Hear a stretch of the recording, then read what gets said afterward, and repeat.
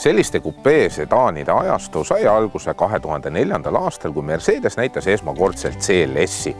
See muidugi oli nii revolutsiooniline, et koheselt hakkasid ka teised autotootjad sarnaseid lahendusi pakkuma Volkswagen Passat CC-ga, Audi A5 ja A7 Sportbackiga ning BMW 4. ja 6. seeria Grand Coupe'ga. Lisaks muutus see kujuga veel nii populaarseks, et tänasel päeval on võimalik saada sellise kerelahendusega isegi linnamaastureid. Aga mis on huvitav, on see, et ükski teine konkurent ei ole oma alumise otsa toodetele pakkunud säärast lahendust nagu Mercedes, sest tegelikult on see CLA ju A-klassil baseeruv mudel. Muide, selle CLA lansseerimist peetakse tootja kõige paremaks lansseerimiseks 20 aasta jooksul, sellepärast et esimesel aastal müüdi umbes 100 000 eksemplari üle maailma. Ja nüüdseks on seda peenlihvitud teemantit natukene rohkem lihvitud ja ausalt öeldes need uuendused on nii minimaalsed, et kohati tekib tunne, nagu Mercedese palgal oleks 911 disainerid. See auto on CLA 200 koos AMG paketiga ja nüüd ongi mul hea ära näidata, mis siis muutunud on selle facelifti raames. Kõigepealt on siia nurka tulnud selline plastikdetail juurde. Teiseks on siit koha pealt natukene see õhuava muutunud ja see splitter ei ole enam siia maani välja, vaid siin keskel ainult niisugune lühikene. Teine asi veel, et tuledesse enam ei pakutaks xenoonlahendust ja praegusel hetkel on võimalik saada nii halogeeni kui LED-i. CLA 200 kapoti all on 1,6 liitrine rida 4 turboga varustatud bensiinimootor ja see arendab 115 kilovatti. Ja uuenduste poole pealt on AMG 45 saanud 15 kilovatti juurde ja see 2-liitrine turbomootor arendab nüüd 280 kilovatti. Ja muide, minu teadmiste kohaselt peaks see olema kõige võimsam seeriatootmises olev 2-liitrine rida 4 bensiinimootor. Ja teine uuendus on see, et 220 diisel on saanud 5 kilovatti juurde ja see arendab nüüd 130 kilovatti. Ja ülejäänud mootori valik on jäänud samaks.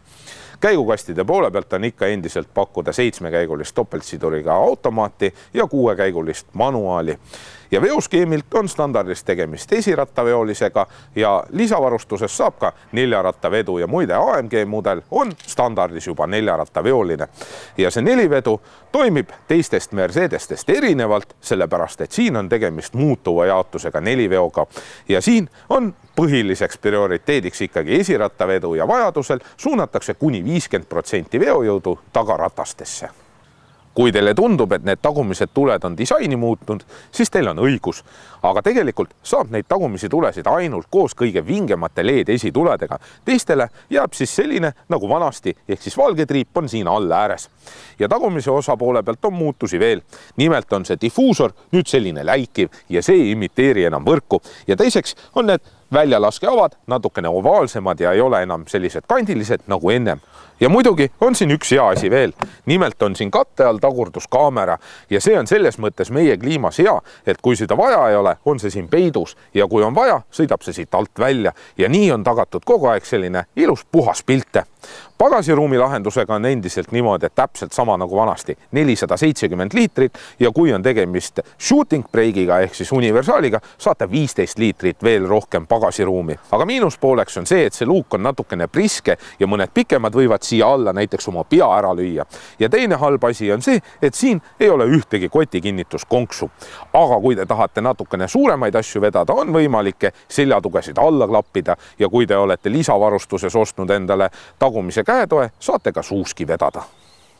See ilus kupeelik katusejoon meeldib mulle väga, aga nagu öeldakse, ilu nõuab ohvreid ja ohvreid nõuab see just pearuumi arvelt. Isegi minu pikkune 1,82 m suudab siin autos pea vastu lage panna ja selles mõttes on siin Tallinnas natukene nõme sõita, sellepärast et kui sa mõnest august läbi sõidad, läheb see pea veel rohkem vastu lage ja siis on kuulda tagaistmelt karjatusi.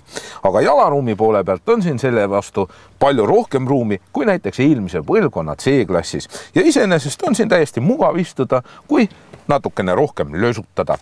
Muide, tootja lubab siia tahaistmele 3 inimest, aga see ei ole absoluutselt hea, siis on täpselt selline tunne, nagu oleksid kilude konservikarbis, sellepärast et laiupidi siin ikkagi nii palju ruumi ei ole.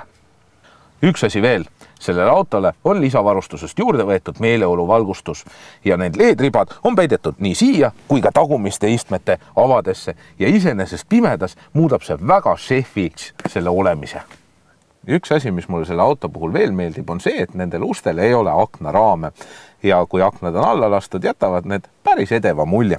Ja nüüd räägime istmetest. Sellised edevad sportlikud istmed tulevad Urban ja AMG varustuses. Need on alguses natukene harjumatud just AMG varustusega, sellepärast et see keskmine osa on Alcantarast ja see kleepub jube hästi riiete külge ja siis ei pääse siin sees eriti palju liikuma. Aga mõne aja pärast harjub ära. Iseenesest iste on mugav ja väga laialdaselt reguleeritav ja näiteks kellel on pikemad jalad, siis need saavad ka siit eest patte liigutada. CLA salongi materjalide valik on väga lai. Siin on nahka, kunstnahka, Alcantarat ja siin armatuuri peal on päris selline ilus ja pehme materjal, aga see alumine osa on kõva plastmass, aga selles mõttes on hea, et selle ülemise ja alumise struktuur on väga sarnane ja see ei hakka silma. Kõige rohkem kriibib silma just see keskmine konsool ja siinne plastmass on sellise mustriga, nagu see oleks võetud välja kuskilt Jaapani autoste. Aga laegaste poole pealt on ka siin kõik hästi. Nimelt need uksetaskud on põhjast ära vooderdatud, mis tähendab seda, et kui te oma võtmed sinna panete, siis need ei hakka kolisema. Ja kui teil on tegemist automaatkastiga mudeliga, on siin keskel väga suur ava, aga seda ei ole ei AMG mudelil ega ka manuaalkäigukastiga mudelil, sellepärast et manuaali puhul ja AMG-l on käigukang täpselt selle sama koha peal. Räägin ka ära, mis on nüüd siin veel muutunud. Rool on saanud natukene teise kuju ja need nupud ka siin peal. Lisaks see näidikute paneel on saanud ka natukene teistsuguse kujunduse, enam see ei ole valge, vaid nüüd on see musta põhjaga täpselt nii nagu näiteks uuel C-klassil. Ja mis on kõige olulisem, on see, et see ekraan on saanud täiesti uue ilme. Enam ei ole selle ümber selline odava ilmeline läikiv plastmassist raam, vaid nüüd on see klaas ilusti mattmust ja praegusel hetkel on võimalik saada seda nii 7 kui ka 8 tollise ekraaniga ja seda 8 tollist ekraani on võimalik saada ka kõige soodsamale helisüsteemile ja maksate lihtsalt juurde 180 €.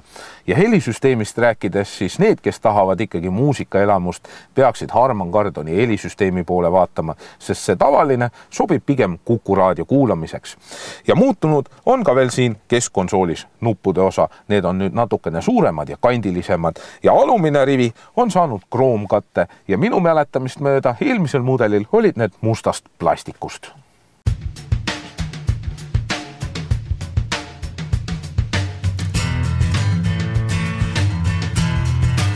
Kui CLA välja tuli, meeldis see väliselt mulle koheselt, aga pelgasin ma selle auto esivedu, sellepärast et mina leian, et õige Mercedes peaks ikkagi tagaveoline olema. Aga nüüd, kus ma olen mitu päeva selle autoga ringi sõitnud, leian, et sellel esiveol polegi nii midagi häda. Sellepärast, et see veermik ja kogu see vedrustus töötab väga hästi. See on mõõdukalt jäik ja tänu sellele ei käi need rattad tühja ja ma sain sõita selle autoga nii vihmas kui ka kuiva ilmaga ja ainuke aeg, kui ratas tühja käis, oli siis, kui õues oli märg ja rattad olid välja keeratud ja siis ka seda täiesti minimaalselt. Õnneks on ka olemas ju tegelikult selle esiveo vastu rohi ehk siis 4-ratta vedu. Mis nüüd puudutab seda 1,6 liitrist 115 kilovatist bensiinimootorit, siis see saab selle auto edasi liigutamisega täiesti mõõdukalt hakkama. 0-100 on 8,4 sekundit ja kui sõita kahekesti, on see auto suhteliselt reibas. Aga kui autos on 5 inimest, on tunda ikkagi, et see mootor jääb natukene jõuetuks. Kütusekuluga on niimoodi, et tehas lubab 5,4 kuni 5,1 liitrit 100 keskmiseks, aga kuna see auto on sõitnud ainult 1000 kilomeetrit, siis mina sain 7, nii et reaalselt ma arvan, et nihukene 6,5 liitrit on võimalik siit ikkagi keskmiseks välja sõita. Linnas sõitmiseks on see auto näiteks täiesti ideaalne, kuna see on meeldivalt kompaktne. Siia mahub 4 inimest ja selle autoga mahub ka igale poole sõitma. Et linnas ei ole vaja väga suurt autot ja seetõttu see sobib linna väga hästi. Ja müratasemega on niimoodi, et pigem on see ikkagi sinna kanti, kus jäävad Aasia tootjate autod, et rehvi müra on ikkagi päris palju kuulda ja eriti just maanteesõidul. Aga ma arvan, et natukene pigimatti ja siis lähebki auto jälle natukene vaiksemaks. Ja hinnaga on niimoodi, et baashind on 30 000 € ja kui ikka tahta natukene paar kella ja vilet siia peale, siis saab selle auto hinnaks 40-45 000, täpselt nii nagu sellel proovisõidu mudelil. Igatahes meeldib mulle see auto väga ja ma arvan, et sellest saab ka minu järgmine auto, küll natukene võimsama mootoriga ja 4-rattaveoga.